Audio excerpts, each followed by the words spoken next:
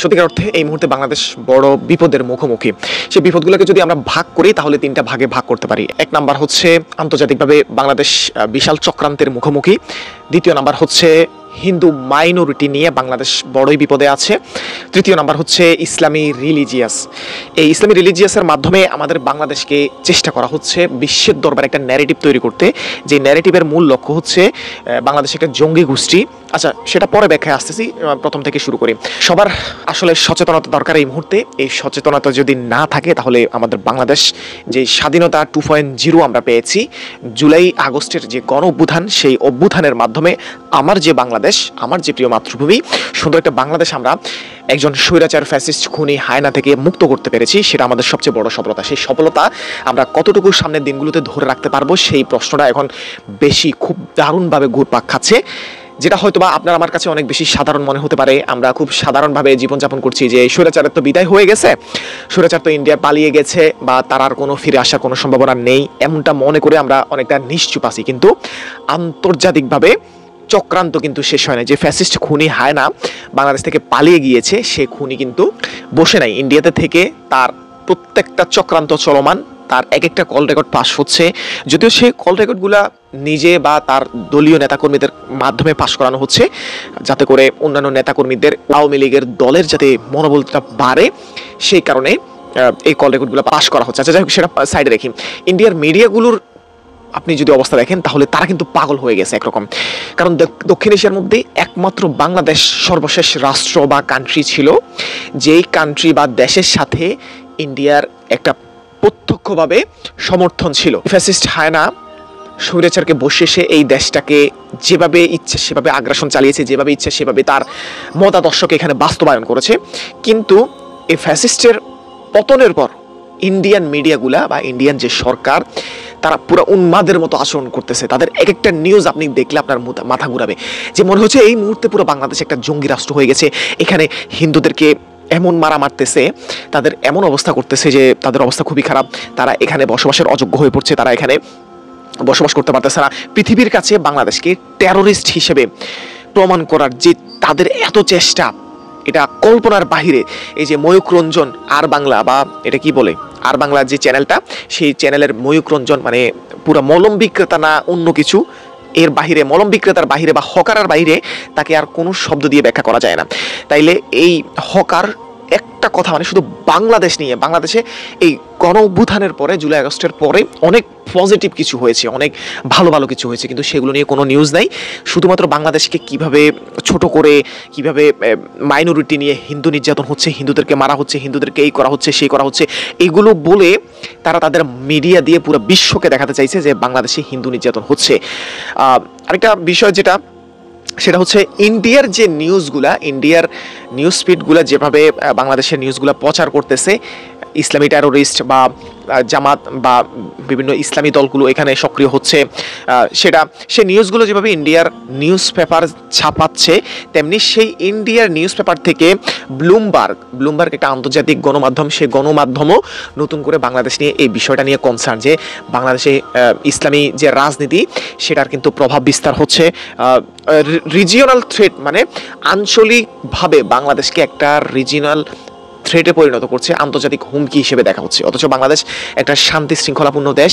এখানে 90% মুসলিমের দেশে হিন্দু, বৌদ্ধ, খ্রিস্টান সবাই যেরকম মানে খুব দারুণভাবে মিলেমিশে থাকতেছে, সে বিষয়টাকে পাশ কাটিয়ে তারা শুধু চেষ্টা করছে হিন্দুদেরকে উস্কাই বলেন, বা তাদেরকে তাদের ঘরবাড়িতে নিজেরা আওয়ামী লীগের নেতাকর্মীরা আগুন লাগিয়ে দিয়ে সেটা সরকারের বিরুদ্ধে, বা যারা ছাত্র আন্দোলন করেছে, নেতৃত্ব দিয়েছে, যে নেতারা নেতৃত্ব দিয়েছে, তাদেরকে জঙ্গি হিসেবে উপস্থাপন করার চেষ্টা করা হচ্ছে। যেমন নাহিদ, মাহফুজ, হাসনাত, আরও যারা এই নেতৃত্বে ছিল, তাদেরকে সবসময় হিন্দু জঙ্গি, হিন্দু নির্যাতনকারী, জঙ্গি এইসব বলে তাদেরকে একটা বহির্বিশ্বের কাছে এটা ফ্রড প্রমাণ করার চেষ্টা করতেছে। তাদেরকে রিজিওনাল হুমকি, বাংলাদেশকে একটা আঞ্চলিক হুমকি হিসেবে দাঁড় করানোর চেষ্টা করতেছে। আমরা যদি একটু দেখি, যে অনেকে হয়তো মনে করতে পারেন যে ইন্ডিয়ার এই ব্যাপারগুলা অন্য দেশে বিশ্বাস করবে কিনা। দেখেন, সাদ্দাম হুসাইনকে তো আমরা চিনি, ইরাকের যে সাদ্দাম হুসাইন, সেই সাদ্দাম হুসাইনের বিরুদ্ধে এমন একটা ন্যারেটিভ ইসরায়েল তৈরি করেছিল, যে ন্যারেটিভে বলা হচ্ছে যে ন্যারেটিভে সাদ্দাম হুসাইনের একটা সাবান ফ্যাক্টরিকে কেমিক্যাল ফ্যাক্টরি হিসেবে উপস্থাপন করা হয়েছে। ইসরায়েলি মিডিয়াগুলো, বিবিসি, সিএনএন, আরও যে আন্তর্জাতিক মিডিয়াগুলো আছে সেই মিডিয়াগুলো সাদ্দাম হুসাইনের সাবান ফ্যাক্টরিকে কেমিক্যাল ফ্যাক্টরি হিসেবে দেখাইছে। এরপর আমরা যদি দেখি সাদ্দাম হুসাইনের ইরাকে বিদ্যুৎ উৎপাদন কেন্দ্রকে ইসরায়েলি মিডিয়াগুলো দেখিয়েছে নিউক্লিয়ার বোমা তৈরির কারখানা। তো এইভাবে করে আমেরিকাকে এমন উস্কানি দিয়েছে যে শেষ পর্যন্ত আমেরিকা ইরাকের বিরুদ্ধে গিয়ে লড়তে গিয়েছে, ইরাকে হামলা করে বসেছে, ইরাকে এমনভাবে যুদ্ধ বাদিয়ে দিয়েছে। এই ন্যারেটিভগুলো বিশ্বাস, মানে মনে করেন আপনি 10টা মিথ্যা কথাকে, একটা মিথ্যা কথাকে যখন আপনি 10 বার বলবেন, 10 বার বলে যখন মানুষের সামনে উপস্থাপন করবেন, তখন মানুষ এটা শুনতে শুনতে শুনতে মনে করে না এটা আসলে মনে হয় সত্য, না হলে এটা আমরা এতবার দেখছি কেন। মানে একটা জিনিস বারবার দেখতে দেখতে মিথ্যা জিনিসটাকে সত্য মনে হয়। তেমনি ইসরায়েলি মিডিয়াগুলো সাদ্দাম হোসাইনের বিরুদ্ধে এইভাবে সাবান ফ্যাক্টরিকে কেমিক্যাল ফ্যাক্টরি, বিদ্যুৎ উৎপাদন কেন্দ্রকে নিউক্লিয়ার বোমা তৈরির কারখানা, এরকম ন্যারেটিভ তৈরি করে আমেরিকাকে বাধ্য করেছিল যাতে ইরাকে তিনি হামলা করেন। এখন ডক্টর ইউনুস এত উচ্চমানের একজন ব্যক্তি, নোবেল জয়ী, পৃথিবীর আমার মনে হয় না পৃথিবীর এমন কোনো দেশের প্রধানমন্ত্রী বর্তমানে আছেন যিনি নোবেল জয়ী। সেই নোবেল জয়ী কোনো প্রধানমন্ত্রী বিশ্বের কোনো দেশকে লিড দিচ্ছেন, একমাত্র ডক্টর ইউনুস যিনি নোবেল জয়ী, যিনি বাংলাদেশকে এখন এই মুহূর্তে নেতৃত্ব দিচ্ছেন। সেই নেতৃত্বকে, সেই ডক্টর ইউনুসকে হেয় প্রতিপন্ন করার জন্য, তার মানসম্মানকে ক্ষুণ্ণ করার জন্য যত ধরনের টুলস আছে ভারত তার প্রত্যেকটা টুলস ব্যবহার করে যাচ্ছে।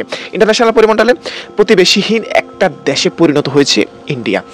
মানে আন্তর্জাতিকভাবে ইন্ডিয়া এমন একটা দেশ যার কোনো প্রতিবেশীর সাথে সম্পর্ক নাই। প্রত্যেকটা প্রতিবেশী, দক্ষিণ এশিয়ার অঞ্চলেই তো ইন্ডিয়া অবস্থিত, সেই দক্ষিণ এশিয়া অঞ্চলে একটা প্রতিবেশীর সাথেও তার কোনো সম্পর্ক নেই। প্রত্যেকটা প্রতিবেশীর সাথে তার ঝামেলা, প্রত্যেকটা প্রতিবেশীর সাথে তার মারামারি। মানে কোনো প্রতিবেশী তাকে আসলে ঠিকঠাকভাবে জায়গা দিচ্ছে না, তার কোনো অবস্থান সহ্য করছে না। হ্যাঁ, তো ভারত যে হিন্দু মাইনরিটি নিয়ে বাংলাদেশকে বহির্বিশ্বের দরবারে খারাপ করার চেষ্টা করতেছে, বিপদ আনার চেষ্টা করতেছে ভারতের দিকে, যে ভারত বোঝানোর চেষ্টা করে যাচ্ছে যে হিন্দুদের নির্যাতন করছে, এটা হচ্ছে একটা রাজনৈতিক খেলা। আমরা যদি দেখি আওয়ামী লীগ, বিগত আওয়ামী লীগকে হিন্দুরা সবচেয়ে নিরাপদ মনে করতো, কিন্তু সেই আওয়ামী লীগই সবচেয়ে বেশি হিন্দুদের উপর অত্যাচার করে, সেটা বিএনপি বলেন, জামাত বলেন, হেফাজত বলেন, অন্যান্য যে ইসলামিক দলগুলো আছে তাদের উপরে দোষ চাপিয়ে দিয়েছে। কিন্তু তারপরও হিন্দুরা এই জিনিসটা এখনও বুঝতে পারে নাই যে নির্যাতন করে হচ্ছে আওয়ামী লীগ, সেই দোষটা চাপায় বিএনপি, জামাত সহ অন্যান্য ইসলামিক যে দলগুলো আছে তাদের উপরে, যাতে করে এই জিনিসটা দেখায়া তাদের লোকরা হামলা করে, আবার তারা সহানুভূতি গিয়ে দেখায়। আপনি মারেন, আপনি লোক দিয়ে মারান, তারপর আবার আপনি তার সাথে গিয়ে সহমর্মিতা প্রকাশ করেন যে হারে তোমাকে মেরেছে, তোমাকে কেটেছে, তোমার অবস্থা খারাপ করে ফেলছে। তো এই বিষয়গুলো দিয়ে রাজনৈতিক একটা ফায়দা হাসিলের সবসময় চেষ্টা করে গিয়েছে বিগত 15 বছর ধরে। নির্বাচনের আগে আওয়ামী লীগ নির্যাতন করে অন্যের উপর দোষ চাপিয়েছিল আওয়ামী লীগ, সেটা আমরা খুব দারুণভাবে দেখেছি। কিন্তু তারপরও আওয়ামী লীগের যে চক্রান্ত, এই বিষয়গুলো হিন্দুরা বুঝতে পারে না। তো আমি হিন্দুদের বলবো যে আপনাদেরকে আজকে যারা যেই আওয়ামী লীগ নেতা, ছাত্রলীগ নেতারা উস্কাচ্ছে, জনগণের বিরুদ্ধে মাঠে নামাচ্ছে, এটা কিন্তু আপনাদের ভালো করছে না। এটা আপনাদের জন্য সামনের দিনগুলোতে বিপদ বয়ে আনতেছে, সেটা আপনারা সম্প্রীতি নষ্ট করছেন। আপনি যদি মনে করেন যে বাংলাদেশ আপনার মাতৃভূমি, সে বাংলাদেশে আপনি থাকবেন, তাহলে আপনাকে ওইভাবে থাকতে হবে, মিলেমিশে থাকতে হবে, কারো চক্রান্তে পা দিতে পারবেন না। কারো চক্রান্তে পা দিয়ে যদি আপনি বিশাল একটা জনগোষ্ঠীর বিরুদ্ধে আপনি দাঁড়িয়ে যান, তাহলে সেই জনগোষ্ঠী যদি আপনার বিরুদ্ধে দাঁড়িয়ে যায়, সেটা আপনার জন্য বিপদ ছাড়া আর কোনো কিছু হবে না। আমরা যদি দেখি যে ভারত বাংলাদেশে শুধু হিন্দু নির্যাতন বলে চিল্লায়, সে ভারতের উত্তরপ্রদেশে মুসলিম বসবাসই করতে পারে না। ত্রিপুরা, মণিপুরের অবস্থা আমরা খুব ভালো করে জানি, যে ওইখানে কীরকম মুসলিম আছে, কি আসো বিষয়গুলো খুব আমরা ভালো করে জানি। কিন্তু তারপরও সেগুলা নিয়ে কোনো কথা, সেগুলা নিয়ে নিজের দেশের মিডিয়াতে আন্তর্জাতিক ভাবে কোনো প্রচার করে না যে আমার উত্তরপ্রদেশে কোনো মুসলিম বসবাস করতে পারে না। তাদের দেশে সংখ্যালঘু মুসলিমদের কোনো নিউজ তাদের হয় না, তাদের দেশে হয় না। ত্রিপুরাতে, মণিপুরে যে মুসলিমরা বসবাস করতে পারে না, সেটা নিয়ে তাদের মধ্যে কোনো সমস্যা নেই। কিন্তু শুধুমাত্র হিন্দু বাংলাদেশে নির্যাতন হচ্ছে, এটা নিয়ে তাদের সবচেয়ে বড় মাথা ব্যথা। আসলে সত্যিকার অর্থে হিন্দুরা বাংলাদেশে যতটা আরামে আছে, ভালো আছে, ভারতেও ততটুকু ভালো নাই। মণিপুরে, ত্রিপুরায়, উত্তরপ্রদেশে মুসলমান সেখানে বসবাস করতে পারে না, এটা নিয়ে আমাদের কোনো, বাংলাদেশের কোনো মাথা ব্যথা নাই, বাংলাদেশের জনগণেরও কোনো মাথা ব্যথা নাই। আমরা সবসময় মনে করি যে এগুলো তাদের আসলে অভ্যন্তরীণ বিষয়। কিন্তু যখন মুসলিমদের বিরুদ্ধে কোনো কিছু করে, যখন আমরা এটা নিউজে দেখি, তখন আমাদের খারাপ লাগে, আমরা এটার প্রতিবাদ জানাই। কিন্তু তারপর আমরা হিন্দু নির্যাতনের মতো বিশ্বের দরবারে মুসলিম নির্যাতনের কোনো ন্যারেটিভ আমরা তাদের বিরুদ্ধে তৈরি করি না। এই যে পার্বত্য চট্টগ্রামে যে বিভিন্ন সংগঠনগুলা চক্রান্ত করছে, এদেরকে আওয়ামী লীগ, ছাত্রলীগ এক ধরনের এদের দিয়ে ফায়দা লুটানোর চেষ্টা করতেছে। তাদেরকে উস্কাইয়া বলেন, তাদেরকে ফুসমন্ত্র দিয়ে বলেন যে বাংলাদেশের জনগণের বিরুদ্ধে দাঁড় করাচ্ছে, এগুলো দিয়ে দেশে একটা বিশৃঙ্খল পরিস্থিতি সৃষ্টি করে হিন্দু কমিউনিটি দিয়ে তারপর হিন্দু কমিউনিটি নির্যাতন, মাইনরিটি, এই সব বিষয়গুলো দিয়ে তারা বাংলাদেশকে একটা অস্থিতিশীল পরিস্থিতি তৈরি করে আবারও সেই ফ্যাসিস্টকে ফিরিয়ে এই দেশের ক্ষমতার মস্ততে বসানোর চেষ্টা করছে। আসলে দেখেন, এই প্রচারণাগুলো করার জন্য, এই উস্কানি দেওয়ার জন্য, এই হিন্দুদেরকে মাঠে নামানোর জন্য, পার্বত্য চট্টগ্রামের যে ক্ষুদ্র নৃগোষ্ঠী আছে তাদেরকে মাঠে নামানোর জন্য কিন্তু টাকার দরকার।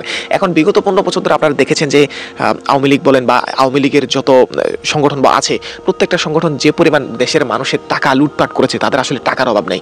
সেই টাকাগুলো খরচ করে তারা যা ইচ্ছা তাই করতে পারতেছে। হিন্দুদের, মুসলমানদের বিরুদ্ধে নামাচ্ছে, খ্রিস্টানদের নামাচ্ছে, তারপর সংখ্যালঘুদের উপর তারা নির্যাতন করে সেটা বাংলাদেশের মানুষের উপর, বাংলাদেশের এই অন্তর্বর্তীকালীন সরকারের উপর দোষ চাপাচ্ছে। ডক্টর ইউনূস একজন খুবই জেন্টলম্যান, খুবই উচ্চমানের একজন লোক, তার বিরুদ্ধে এদেরকে দাঁড় করাচ্ছে। এগুলো মূলত টাকা খরচ করে, তাদের তো টাকার অভাব নাই। বিগত 15 বছর ধরে যে টাকা তারা বাংলাদেশ থেকে শোষণ করে নিয়েছে, এটা কল্পনাতীত। সেই টাকা দিয়ে তারা সবকিছু করাচ্ছে। অন্যদিকে আমরা যদি দেখি ইসলামী রিলিজিয়াস যেটা আরেকটা সমস্যা, সেটা হচ্ছে ঢাকা কলেজের কিছু স্টুডেন্টকে দেখলাম কালিমা খচিত পতাকা নিয়ে তারা রাজপথে মিছিল করতেছে। কালিমা খচিত পতাকা একটা কালো কাপড়ের মধ্যে সাদা রং দিয়ে কালিমাটা লিখে একটা পতাকা বানিয়ে তারা মাথার উপরে ধরে, সবাই মিলে ধরে মিছিল করতেছে, বা ঢাকার রাজপথে তারা সেটা নিয়ে হাঁটতেছে, মিছিল করতেছে। তো এখন বাংলাদেশের মুসলিম হিসেবে এটা আমাদের কোনো সমস্যা না। সমস্যা এখানে হচ্ছে এই কালো পতাকা যারা ব্যবহার করে, মানে কালো কাপড়ের মধ্যে সাদা লেখা দিয়ে লা ইলাহা ইল্লাল্লাহ মুহাম্মাদুর রাসূলুল্লাহ যে কালিমাটা ব্যবহার করে, এটা হচ্ছে ব্যবহার করে আল কায়েদা, হচ্ছে ISIS, আল নুসরা ফ্রন্ট, তালেবান। তাহলে তাদের এই ব্যাকগ্রাউন্ড কালারটা হচ্ছে কালো এবং সাদা। তো লা ইলাহা ইল্লাল্লাহ মুহাম্মাদুর রাসূলুল্লাহ যে কালিমার ব্যাপারটা, সেই কালিমাটা যদি সবুজ কোনো কাপড়ে অন্য রং দিয়ে লেখা হতো, যেমন আমরা যদি দেখি সৌদি আরবের ফ্ল্যাগের মধ্যে লা ইলাহা ইল্লাল্লাহ মুহাম্মাদুর রাসূলুল্লাহ যে কালিমাটা, সেটা কিন্তু লেখা আছে, তাহলে সেটা কিন্তু সমস্যা নাই। তারপর ইয়েমেনের পতাকা, জাতীয় পতাকার মধ্যে এই কালিমা লেখা আছে, হামাসের একটা পতাকার মধ্যে এই কালিমা লেখা আছে, কিন্তু তাদের রংটা ভিন্ন। রংটা হচ্ছে সবুজ অথবা পিঙ্ক কালার বা সবুজ কালার, এসব কালারের মধ্যে আপনার কালিমাটা লেখা, যার কারণে এটা সমস্যা না। ম্যাটার করে হচ্ছে আপনার কালারটা যদি আপনি দেখেন, কালারটা কিভাবে ম্যাটার করে, আপনি LGBTর যে পতাকাটা দেখেন, সে পতাকার মধ্যে আপনি দেখেন ওইখানে 7টা রং আছে। আপনার এই 7টা রং দেখলে আপনার মাথা গরম হয়ে যায় যে এটা হচ্ছে LGBT বা যেটা সমকামিতা, যেটার কারণে দেশ, মানুষ, পরিবার সবকিছু ভেঙে পড়ে সমকামিতার কারণে। কওমে লূত বা একটা লূত আলাইহিস সালাম নামে একজন নবী ছিলেন, সেই নবীর সমস্ত উম্মতকে এই LGBT বা সমকামিতার কারণে আল্লাহ তাআলা একদম ধ্বংস করে দিয়েছিলেন সমূলে। সেই সমকামিতাকে এখনও যারা প্রমোট করে তারা কিন্তু ঘৃণিত সমাজে। প্রত্যেকটা মানুষ এদেরকে ঘৃণা করে, যাদের সৎ বিবেক বুদ্ধি আছে, মানে ওই শ্রেণীর বাহিরে যারা আছে তারা প্রত্যেকটাই কিন্তু এই LGBTকে ঘৃণা করে। তো LGBTর পতাকা হচ্ছে 7 রঙা পতাকা। এই 7 রঙা পতাকা যখন কেউ দেখে তখন সবার মনে একটা মানে ঘৃণা চলে আসে, তাদেরকে মন চায় যে মানে কি তাদের বিরুদ্ধে ব্যবস্থা গ্রহণ করি। হ্যাঁ, তো তাহলে আসলে মূল ব্যাপারটা হচ্ছে ইসলামী রিলিজিয়াসের যেই সমস্যাটা, সেটা হচ্ছে কি, আমরা যেই সাদা কালোর কাপড়টা ব্যবহার করেছি বা সাদা রং ব্যবহার করেছি কালিমাটা লেখার জন্য, সেই জায়গায় যদি আমরা বাংলাদেশের সবুজ আর লাল পতাকার মধ্যে কালিমাটা লিখি, তাহলে সেটা বিশ্বের দরবারে কোনো সমস্যা হবে না। এমন কিছু ব্যবহার করবেন যাতে করে আমাদের বিরুদ্ধে এটা দেখিয়ে আমাদেরকে সন্ত্রাসী গোষ্ঠী মনে করেন al Qaeda, IS, al Nusra front, Taliban, এগুলা তো মানে পশ্চিমা বিশ্বের কাছে সন্ত্রাসী গোষ্ঠী হিসেবে পরিচিত। তো এইরকম সন্ত্রাসী গোষ্ঠীর রঙের সাথে আমাদের রঙগুলো যাতে না মিলে, আমি বলছি না আল কায়েদা সন্ত্রাসী গোষ্ঠী, মানে পশ্চিমাদের দৃষ্টিতে এগুলো সন্ত্রাসী গোষ্ঠী, তো এদের পতাকা হচ্ছে কালো। তো তাহলে এই রঙটা যাতে আমাদের কোনো ভাই, কোনো শিক্ষার্থী, ঢাকা কলেজ হোক আর যেই কলেজ হোক না কেন, যাতে এরকম না করে। তো এরকম ন্যারেটিভ যাতে বাংলাদেশের বিরুদ্ধে তৈরি করতে না পারে, সে ব্যাপারে আমাদেরকে জঙ্গি গোষ্ঠী হিসেবে বা আমাদেরকে আমরা একটা ইসলামিক গোষ্ঠী হয়ে যাচ্ছি বা আমাদের দেশটা টেরোরিস্টে ভরে যাচ্ছে, মানে ইসলামী গোষ্ঠী বলতে তাদের কাছে টেরোরিস্ট মনে হয়। তো এই কারণে এইসব বিষয়গুলো থেকে আমাদেরকে বিরত থাকতে হবে। এইসব রং আমাদের ব্যবহার করা যাবে না, এবং আমাদের বাংলাদেশের প্রত্যেকটা মানুষ যে যেখানে অবস্থান করছি সবাইকে সচেতন হতে হবে, না হলে আমরা কিন্তু আমাদের স্বাধীনতা হারাতে যাচ্ছি। ভারত আমাদের সবচেয়ে বড় হুমকি। এই ভারত কেন হুমকি হয়ে গেল? কারণ বিগত ফুতুল সরকারের আমলে ভারত আমাদের উপর যে পরিমাণ অন্যায়, অত্যাচার, জুলুম, নির্যাতন চালাতে পেরেছিল, সেই বিষয়গুলো কিন্তু এখন আর পারছে না। ডক্টর ইউনূস সরকার কিন্তু তাদেরকে ওইভাবে সাপোর্ট দিচ্ছে না, তাদের চোখে চোখ রেখে কিন্তু কথা বলছে, তাদের বিরুদ্ধে জনগণ কিন্তু মানে ক্ষেপে আছে। সবকিছু মিলে ভারত মানে খুব কোণঠাসা হয়ে পড়ছে। তাই তারা বা ইন্ডিয়া চাচ্ছে বা ভারত চাচ্ছে বাংলাদেশে একটা অস্থিতিশীল পরিস্থিতি তৈরি করে ইসলামী রিলিজিয়াস সমস্যাটা তৈরি করে, হিন্দু মাইনরিটি সমস্যা তৈরি করে, তারপর হচ্ছে আরেকটা কি জানি বলছিলাম, আন্তর্জাতিক যে চক্রান্ত, এই সব কিছু মিলাই তারা চাচ্ছে যে বাংলাদেশে আবারও সে খুনি ফ্যাসিস্ট হায়নাকে, শেখ হাসিনাকে, আবারও ফুতুল সরকারকে একটা দাঙ্গা সৃষ্টি করে, সাম্প্রদায়িক দাঙ্গা বলেন, আন্তর্জাতিকভাবে একটা হস্তক্ষেপ বলেন, অথবা তাদের মিলিটারি হস্তক্ষেপ করারও একটা চান্স থাকে। হ্যাঁ, এরকম সমস্যাগুলো যখন দেখাবে যে হিন্দু নির্যাতন হচ্ছে, হিন্দুদেরকে বাংলাদেশে নির্যাতন করে মেরে ফেলতেছে, এই সে হ্যান ত্যান ভুগিসুগিগুলো দেখিয়ে তারা কিন্তু আন্তর্জাতিক পরিমণ্ডলে একটা জায়েজ করে নিবে যে আমরা আমাদের হিন্দুদের উপর নির্যাতন করছে বিদায় আমরা এখানে সামরিক হস্তক্ষেপ করব, আমরা সামরিক অভিযান চালাবো যাতে করে হিন্দুদের উপর নির্যাতন না হয়। তো এরকম ন্যারেটিভ তৈরি করে আমাদের দেশটাকে একটা অস্থিতিশীল বা একটা ধ্বংসের মুখে নিয়ে যাওয়া তাদের যে চক্রান্ত, সেই চক্রান্ত কিন্তু বিদ্যমান রয়েছে। তো আমাদের এই বিষয়গুলো সচেতন থাকতে হবে।